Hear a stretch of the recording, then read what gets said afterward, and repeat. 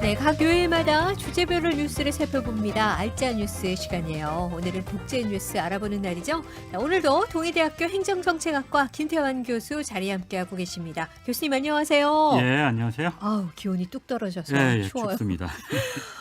교수님 어제 그 올림픽 쇼트트랙에서 네네네. 우리 선수들이 금메달, 예, 은메달 예, 아주 예. 통쾌하겠다는 모습 아, 봤는데 예, 그렇습니다. 올림픽 소식 먼저 좀 예. 소개를 해주시죠. 어제 남자 계주 5,000m 쇼트트랙이죠. 네. 우리의 곽윤기, 황대헌, 이준서, 박장혁 선수가 은메달을 획득했고요. 네. 여자 1,500m 쇼트트랙에서는 최민정 선수가 금메달을 추가했습니다. 그래서 우리나라는 지금까지 금메달 2개, 은메달 4개, 동메달 1개로 총 7개 메달을 획득해서 종합 14위에 올라 있습니다. 네. 이렇게 되니까 당초 우리가 금메달 한 2개 정도 이상으로 종합 15위권에 든다는 목표를 세웠었는데 이게 어느 정도 현재로서는 달성된 셈이고, 네네. 그래서 20일 폐막할 때까지 우리 선수들의 선전 그리고 신사적인 스포츠맨십을 만천하에 보여줘서 그렇죠. 말도 많고 탈도 많은 이번 북경 동계올림픽이지만 우리 선진 대한민국의 위상을 좀 지구촌에 좀 더 떨쳤으면 하는 그런 바람이 생겼습니다. 네, 그러게요. 저도 함께 기원하도록 하겠습니다. 근데 교수님, 네네. 그간 사실 이게 전쟁 날까봐 걱정을 좀 많이 네네네. 하고 있었는데, 네네. 우크라이나 국경을 둘러싸고 훈련하면서 주둔을 하던 러시아군이 일부 철수했다고 하던데요. 예, 어떤가요? 예, 예. 이게 뭐 시시각각으로 바뀌어서 네. 계속 지켜봐야 될 거는 같은데, 어제 16일에 우크라이나를 침공할 수 있다고 날짜까지 미국이 밝히는 바람에 국제사회가 더 긴장해서 아시다시피 주식이나 유가도 많이 요동쳤는데, 네. 일단 우리 연합뉴스가 어젯밤 10시 14분에 송구한 내용을 보면 현재 러시아가 실질적으로 점령하고 있는 크림반도에 주둔하고 있던 러시아군이 철수하고 있다고 합니다. 네. 근데 이에 앞서서 다른 지역에서 일부 러시아 병력이 철수했다는 주장에 대해서는 바이든 대통령이 확인한 필요가 있고 여전히 러시아의 위협이 계속된다는 그런 발언을 했었죠. 네. 그리고 또 12일에는 프랑스 마크롱 대통령이, 그리고 15일에는 독일의 숄츠 총리가 직접 모스크바를 방문해서 푸틴 대통령하고 정상회담을 갖기도 했고, 네네. 또 바이든 대통령이나 시진핑 주석이 푸틴 대통령하고 전화를 통해서 정상회담을 하고, 그래서 우크라이나 사태 해결을 위해서 사실은 국제사회의 외교가 상당히 긴박하게 돌아가고 있는 상황입니다. 네. 그래서 어쨌든 미국은 물론이고 우리나라를 포함한 각국이 우크라이나 현지의 자국민들을 철수시키고 있고 또 여행도 금지하고 있고요. 네. 세계 외신들도 연일 시시각각으로 이렇게 상황을 전송해서 어떤 게 먼저고 어떤 게 나중인지 이게 좀 확인하는 작업도 쉽지 않은 그런 상황입니다. 그래서 네네. 분명한 거는 이번에 러시아군이 이렇게 부분적으로 철수한다고 해서 우크라이나 사태가 완전히 해결되는 것은 아니고요. 워낙 그 복잡하고 러시아와 미국이나 유럽의 지정학적인 이익이 이렇게 얽혀 있기 때문에 네네. 모두가 만족스러운 해결은 쉽지 않고 시간도 더 걸릴 것 같습니다. 그런가 하면 네. 오늘 좀 전에 들어온 소식을 보면 네네. 러시아 매체가 우크라이나 정부군이 친러 반 우크라이나 세력이 장악하고 있는 동부의 루간스크 지역에 포공격을 했다는 그런 보도를 했어요. 그래서 네. 철군하는 와중에 침공할 수 있는 명분을 쌓는 거 아니냐, 뭐 그런 또 해석도 있고요. 네. 그런가 하면 방금 전 3시 넘어서 들어온 소식을 보면 우크라이나 정부가 네네. 그런 적 없다 하고 지금 아. 부인했다는 그런 소식도 들어와 있어서 네. 국제 금융이나 뭐 국제 경제가 또 한번 출렁일 것 같은데 지켜봐야 될 것 같습니다. 네, 말씀하신 것처럼 참 모두가 만족스러운 해결법은 참 더디 오는 것 같기도 하고, 하지만 저는 평화를 바랍니다. 쉽지는 않을 겁니다. 네. 미국하고 러시아가 직접 전쟁하기는 쉽지는 않을 겁니다. 그래요. 네. 자, 또 미국이 괌에 전략 폭격기를 네네네. 전개하고 있다는 소식은 이건 어떤 내용인가요? 사실 우리가 더 관심을 가져야 될 부분이 이 부분인데요. 네. 미국의 태평양 공군이 홈페이지를 통해서 미국 루이지애나주에 있는 공군기지 소속의 B-52H 4대와 운용 병력 220명을 괌의 앤더슨 기지에 전개했다고 그렇게 밝혔습니다.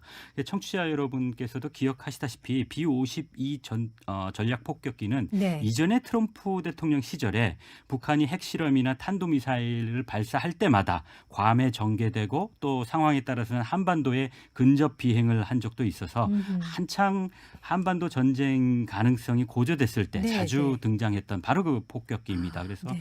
막강한 폭격 그 능력 때문에 북한은 물론이고 중국도 상당히 민감하게 반응했던 그 B-52 폭격기인데요. 이번에 4대가 괌에 전개된 거는 아무래도 우리는 뭐 이제 대선이나 올림픽 여러 가지 국내적인 사정 때문에 그렇죠. 이렇게 크게 부각되지는 않았었는데 네, 네. 사실은 계속 올해 들어서 새해 들어서 이어졌던 북한의 연이은 미사일 발사, 특히 괌까지 사거리를 둔 탄도 미사일 발사에 대해서 미국이 네. 구체적인 대응을 하고 메시지를 북한이나 또 대만에 대해서 또 상당히 또 군사적인 긴장도 높아지고 있는 중국에 대해서도 네. 동시에 이렇게 좀 메시지를 보내는 미국의 입장이 아니겠는가 그런 생각을 해봅니다. 그렇군요. 일단 뭐 미국이 참 바빠요. 우크라이나에다가 네, 러시아 네, 네. 막으랴, 뭐 그렇죠. 동아시아에서 지금 북한, 중국 대응해야 되고 네, 참 네. 바쁜 건 틀림없네요. 네, 네. 그 실질적으로 보면 그 트럼프 정부하고는 다르게 군사적인 대결보다는 외교적 해법에 치중할 거라는 그런 국내외의 전문가들의 견해가 많았습니다. 네, 네, 그 네. 새 정부가 바이든 정부가 출범할 때. 그래서 좀 지나고 보니까 외향적으로는 외교적 해법에 치중하는 것 같은데 그렇다고 해서 실질적으로 군사적 대응을 뭐 트럼프와 비교해서 소홀히 하는 것도 아닌 것 같은. 아하, 네. 그래서 오히려 트럼프처럼 이렇게 막 떠들지 않으면서 조용한 가운데 어떤 북한이나 또 다른 지역의 도발에 대해서는 상당히 무력적으로도 어허. 게을리하지 않고 대응하는 네. 그런 모습을 보이고 있는 것 같습니다. 네, 네, 그렇군요. 북한과 중국에 대해서 말씀하신 것처럼 이렇게 그 트럼프와는 좀 다르게 조용한 것 같지만 네, 네. 그래도 강력하게 대응을 할 네, 것이다. 네. 이렇게 이 바이든 대통령이 또 방한할 것이라는 보도도 있었죠, 그렇죠. 교수님. 네, 네. 사실은 쿼드 정상회담을 통해서 일본에 5월 말에 있거든요. 그래서 일본을 방문하면서 한국도 연이어서 방문하면 어떻겠는가 하는 그런 상황들이 지금 한미 외교 당국이 조율을 하고 있는 것 같아요. 그렇게 네네. 되면 아무래도 3월 9일 대선 이후에 새롭게 출범하는 우리나라 새 대통령 행정부하고 이렇게 조율이 있지 않겠는가. 그래서 아무래도 최근에 안보 상황이 국제적으로도 그렇고 한반도에서도 그렇고 좀 많이 바뀌고 있기 때문에 네. 누가 대통령이 되든지 한미 동맹을 비롯해서 양국 특히 바이든 행정부하고 견해를 좀 더 이렇게 합의를 보고 또 서로 협력하는 수밖에 없는데 그런 관련해서 외교적으로 진행되고 있는 것 같아요. 그래서 구체적인 소식 또 거기에 따른 어떤 해석 같은 것들은 대선 이후에 네. 바이든 대통령의 방한 일정이 좀 더 구체적으로 잡히면 말씀드릴 기회가 또 있지 않겠나 그렇게 생각을 합니다. 네, 교수님 마지막으로 이 소식이 좀 안타까운 소식인데요. 왜 아, 엊그제 네네. 미국에서 한국계 여성의 피격과 관련해서 지금 또 시위가 연이어 발생을 하고 있죠. 이 소식도 좀 네네네. 간략하게 그러니까 전해주시죠. 이게 사실은 미국의 고질적인 문제 같은데요. 네. 뉴욕의 맨하탄의 한 아파트에 밤에 귀가하던 크리스티나 유나리라는 35세의 한국계 여성이 맨하탄 차이나타운에서부터 계속 뒤를 밟아서 아파트까지 따라서 이렇게 강제로 불쑥 들어간 네. 노숙자에 의해서 흉기로 무참히 살해되는 그런 사건이 13일에 발생을 했습니다. 그래서 네네. 25세의 흑인 용의자라고 하는데 현장에서 체포됐는데 네. 강력히 범행을 부인하고 있죠. 그런데 음.